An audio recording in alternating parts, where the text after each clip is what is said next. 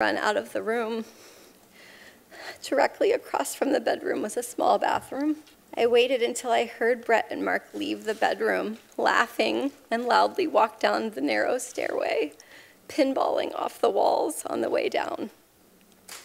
I waited, and when I did not hear them come back up the stairs, I left the bathroom, went down the same stairwell, through the living room, and left the house. I remember being on the street and feeling an enormous sense of relief that I had escaped that house and that Brett and Mark were not coming outside after me.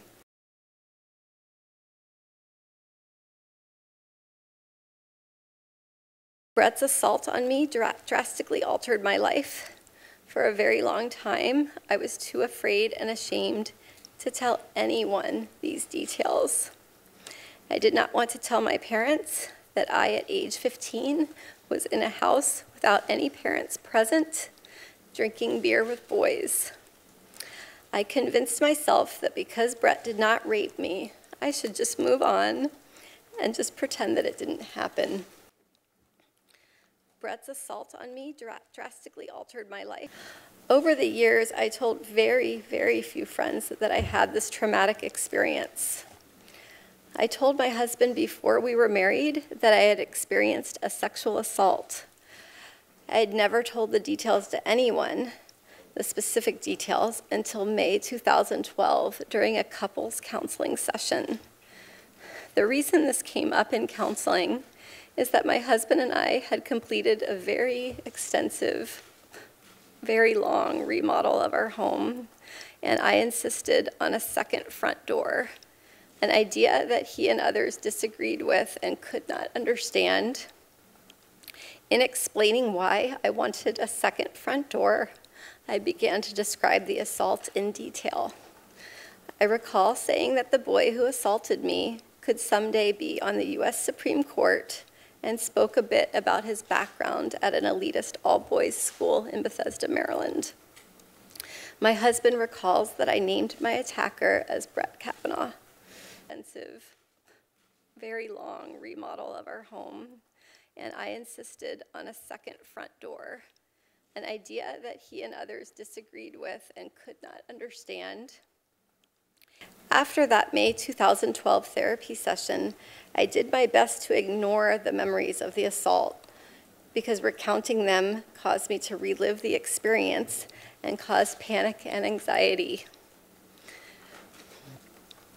Occasionally, I would discuss the assault in an individual therapy session, but talking about it caused more reliving of the trauma, so I tried not to think about it or discuss it. But over the years, I went through periods where I thought about the attack.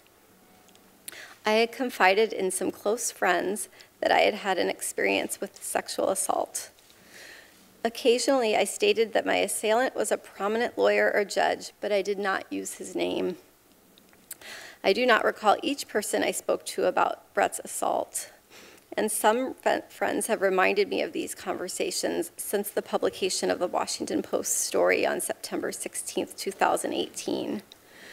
But until July 2018, I had never named Mr. Kavanaugh as my attacker outside of therapy. This changed in early July 2000. I saw press reports stating that Brett Kavanaugh was on the short list of a list of very well-qualified Supreme Court nominees. I thought it was my civic duty to relay the information I had about Mr. Kavanaugh's conduct so that those considering his nomination would know about this assault. On July 6th, I had a sense of urgency to relay the information to the Senate and the President as soon as possible before a nominee was selected. I did not know how specifically to do this. I called my congressional representative and let her receptionist know that someone on the President's shortlist had attacked me. I also sent a message to the encrypted Washington Post confidential tip line. I did not use my name, but I provided the names of Brett Kavanaugh and Mark Judge. I stated that Mr. Kavanaugh had assaulted me in the 1980s in Maryland. This was an extremely hard thing for me to do, but I felt that I couldn't not do it. Washington Post confidential tip line. I did not use my name, but I provided the names of Brett Kavanaugh and Mark Judge. I stated that Mr. Kavanaugh had assaulted me in the 1980s in Maryland.